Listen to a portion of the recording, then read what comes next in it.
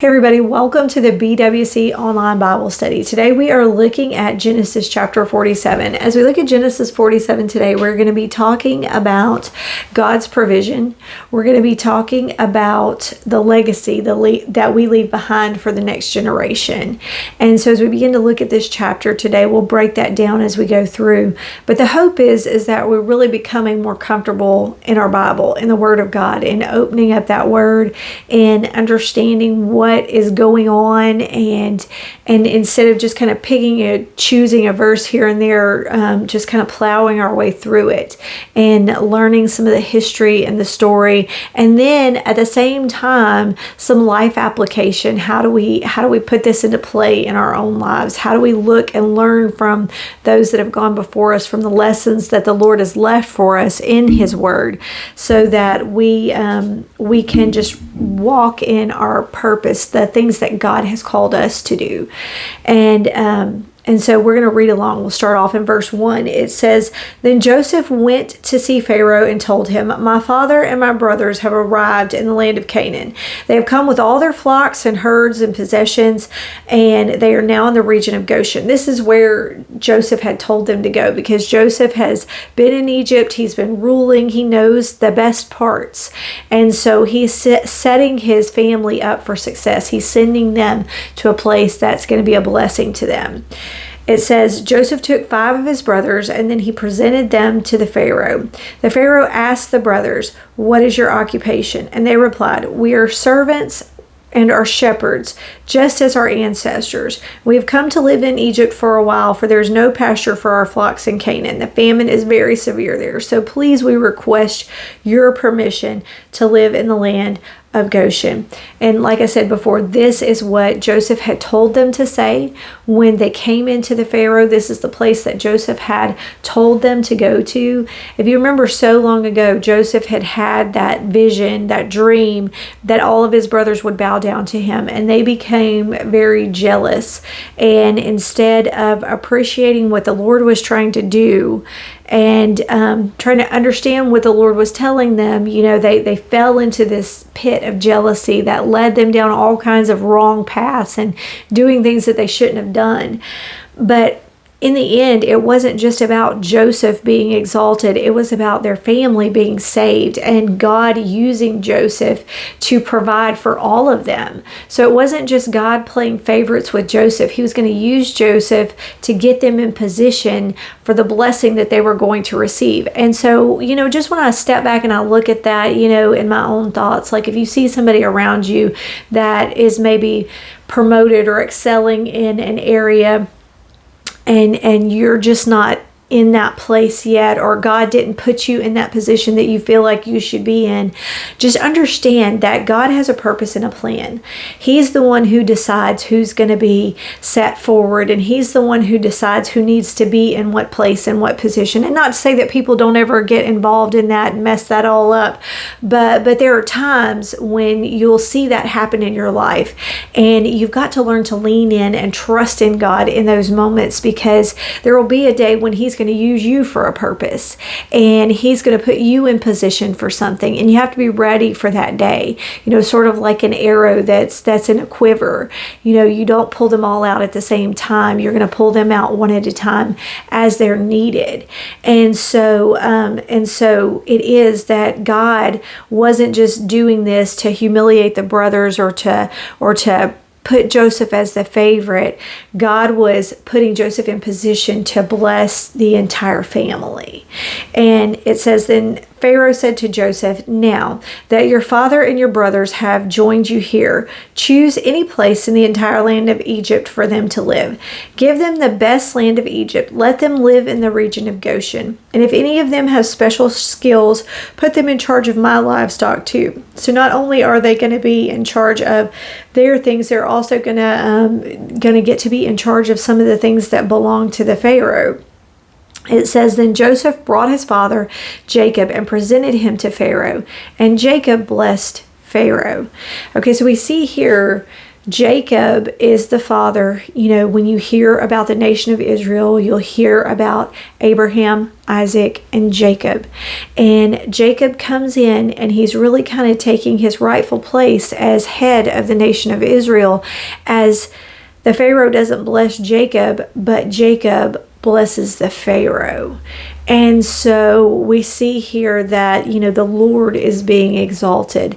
Pharaoh was actually being obedient to God and being a blessing to Joseph and his entire family, listening to the voice of God when his dreams were interpreted. And then in turn, Jacob turns around and he is blessing the Pharaoh. It says, Jacob replied, I have traveled this earth for 130 hard years. My life has been short compared to that of my ancestors. And then Jacob blessed the Pharaoh again before leaving his court.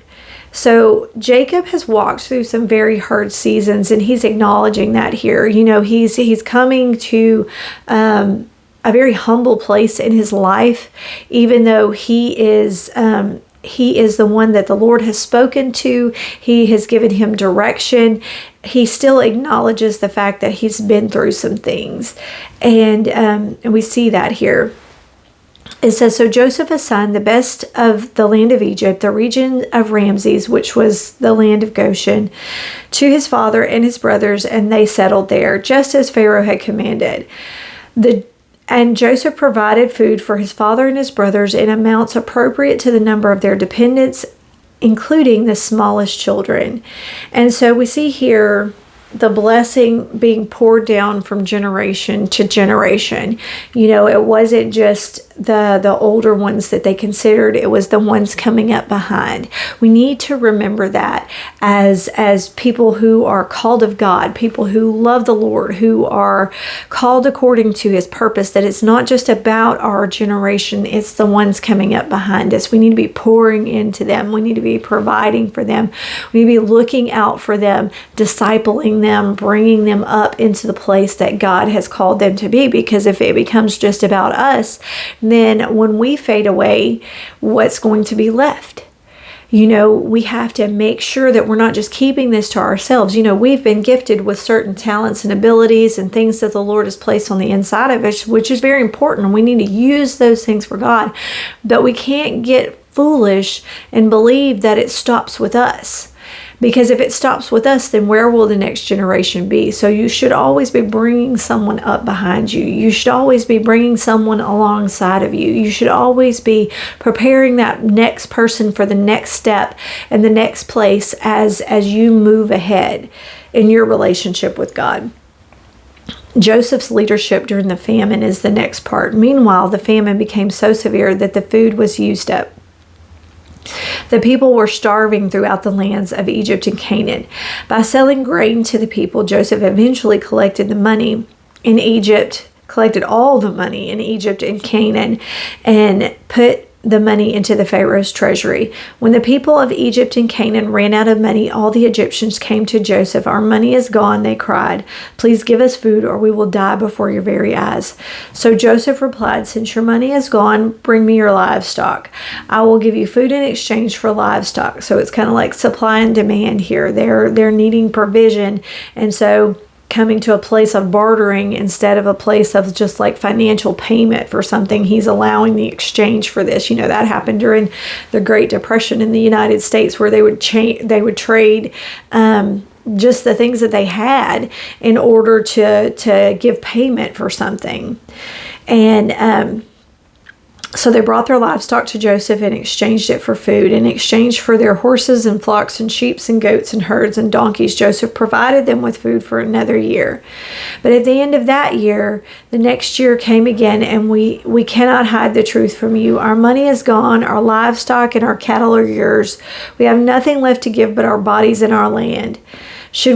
Why should we die before your very eyes? Buy us and our land in exchange for your food. We offer our land and ourselves as slaves to the Pharaoh. Just give us grain so that we may live and not die, so that the land does not become empty and desolate. So Joseph bought the land of Egypt for the Pharaoh, and all the Egyptians sold their fields because the famine was so severe, and soon all the land belonged to the Pharaoh. And as for the people, he made them all slaves, from one end of Egypt to the other. The only land he did not buy belonged to the priest, and they received an allotment of food directly from the Pharaoh, so that they did not sell their land. Then Joseph said to the people, "Look, today I have brought to you and your land for the Pharaoh. I will provide seed so you can plant in the fields." So it was coming to an end. The time of famine, this time of hardship where they were trading everything that they had just to be able to survive. And they are coming to a place where it's time to start planting again. And so if they had planted in the middle of the drought and the desolation, then it all would have just gone to waste. So instead, they waited for the time to be right, and then Joseph gives them seed to plant in this land. And it says, "Then when you harvest it, 1/5 of your crop will belong to the Pharaoh," because it was the Pharaoh that was giving this to them. "And then you may keep the remaining 4/5 as seed for your fields and food for you and your household and your little ones." "You have saved our lives," they exclaimed. "May it please you, my Lord, to let us be Pharaoh's servants." Joseph issued a decree, still in effect in the land of Egypt, that Pharaoh should receive 1/5 of all the crops that had been grown in his land, and the land belonged only the land belonging to the priest was not given to the Pharaoh. Meanwhile, the people of Israel settled in the region of Goshen in Egypt, where they had acquired property, and they were fruitful, and their population grew rapidly.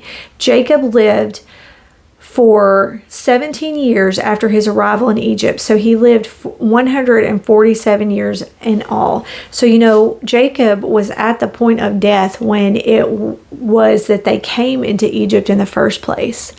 And in this time when he receives his son Joseph back to him, his joy was so overfilled that it just brought life back into his body, and he lived for 17 more years in this land, getting to enjoy this time with his son. And it says, as the time of his death drew near, Jacob called for his son Joseph, and he said to him, "Please do me this favor. Put your hand under my thigh and swear that you will treat me with unfailing love by honoring this last request.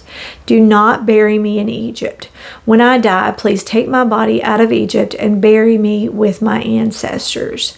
Joseph promised, "I will do what you ask." When it comes to that time, when it's time for us to go home to be with the Lord, I just experienced this past week as my father-in-law had passed away. In those moments when everything was getting so hard and moving so fast, he had requests, and we honor those requests. We heard what he had to say, and just doing what he wanted done. And so this is the same with Jacob here. He's realizing that it's time for him to go home to be with the Lord, and he has requests, and he knows that they have come into the land of Egypt, and the Lord told them it was okay to be there, but just in foresight and in knowing that they could end up getting really comfortable there, and this was not the promised land that God had given to them. And so he makes this request that Joseph will take his bones and bury them in Egypt with his family. It's the God of Abraham, Isaac, and Jacob, and he wants to be in the land that God has promised to them.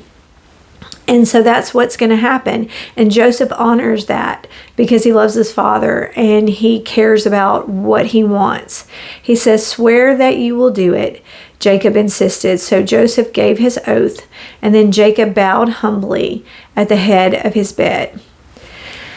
And that's where it leaves us at the end of Genesis chapter 47. He's leaving a request that they end up where they're supposed to be, that they come back to the land of Canaan, even though it had been necessary that they spent this time in the land of Egypt, that they would go back to where they were supposed to go, and that they would bury him there, and that would be reason for them to need to go back to the land of Canaan.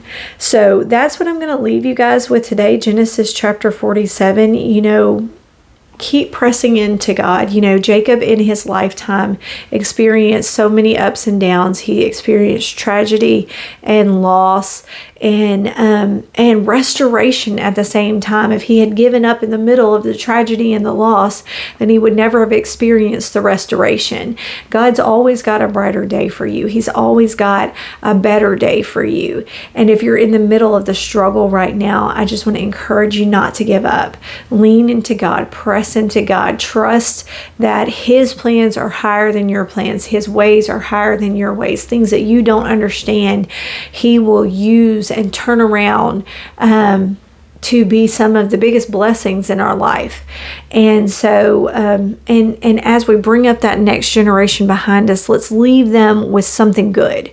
That's what I want to leave you guys with today. Let's not give up. Let's press into God. Let's leave the next generation with a legacy of following God, of following Jesus, and be a blessing to those who are coming up behind us. So you guys be blessed. Have a really great day, and I will catch you back again in Genesis chapter 48.